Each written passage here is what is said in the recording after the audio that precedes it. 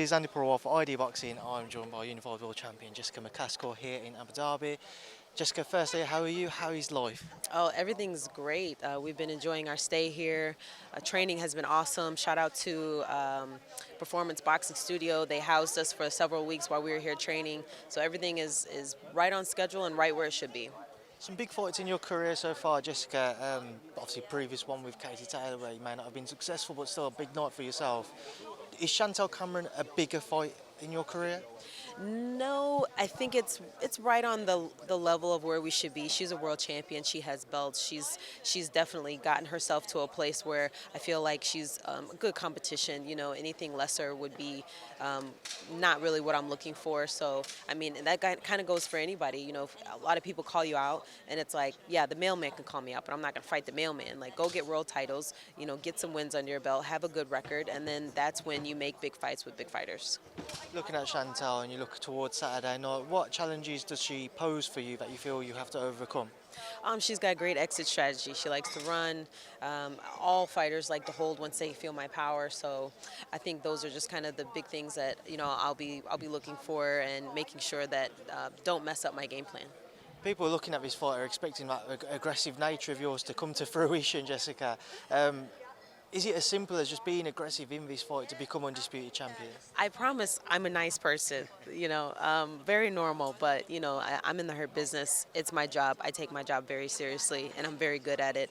And I kind of take out everything that I've had to go through and sacrifice during training on whoever's in that other corner. So, yeah, it is a switch. It is something that you turn on, and you turn off everything else in life, and you turn on, I have to win this.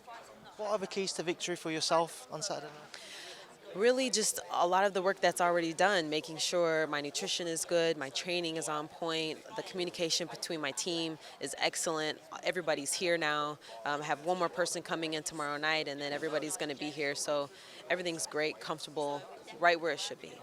Jessica, you claim that undisputed status. What would that mean to you? Double undisputed, ridiculous. I mean, Clarissa Shields has already, upped the ante once again with a triple undisputed, so that would be something that I'm looking to do as well. But, first things first, and that's Saturday night. I know, as you said there, first things first, Saturday night, but the potential to become a three-time undisputed champion could be around the corner, depending on what happens with Katie Taylor, a potential rematch there. Is that something you've considered? Would you throw your hat into the ring to potentially face her if you're successful on Saturday? We've actually been talking to Terri Harper's team and looking to move up in weight. I've never fought at 154. I think that's a bigger challenge. And Terri Harper, she had two belts. I think maybe she has one now. But that's another journey. Natasha Jonas is up there, and it just seems like those girls wanted a lot more. I mean, I fought Katie in 2017 and said a million times to everybody, her manager, promoter, news sources like yourself, and she's never made the fight happen, so she obviously doesn't want it, or they don't want to pay what it's worth. So, we have other things that we can do, and we're doing them. I know it's less of a jump for you if you was to move up to 154, Jessica, but obviously with Terry and Natasha, they jumped up 3-4 weight divisions to be able to do so and to become world champions. What do you make of them and how they've settled in there? Well, I mean, if you look at the stats, they're 135 pounders that have gone up to 154, so it kind of makes it really appetizing. It just kind of seems like I could really power up going up to that weight, which I think Terry's put on a lot of muscle at that size, and she seems really comfortable, which is good and healthy.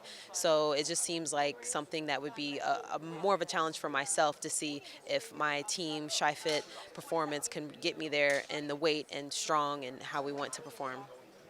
For you now, when you look towards the future, you win on Saturday. How much of a life-changing victory do you feel it is because of how many eyes are on the female side of the sport at the minute, Jessica?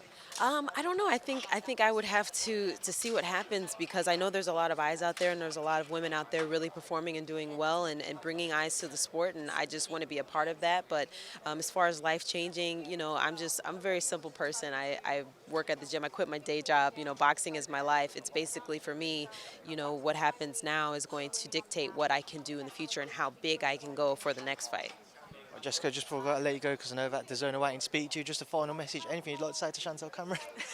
She's right there. She's right there. No, I mean, it's game on, and I want everybody to bring their best, and I want to put on for the fans. The fans have been so great. Thank you guys so much for tuning in, for DMing me, sending messages, sending a lot of love. You know, I get a chance to see all of that. I don't respond to everything, but I do see it. So this is more for the fans than anything. Jessica, appreciate your time. Good luck on Saturday night. Thank you. Thank you.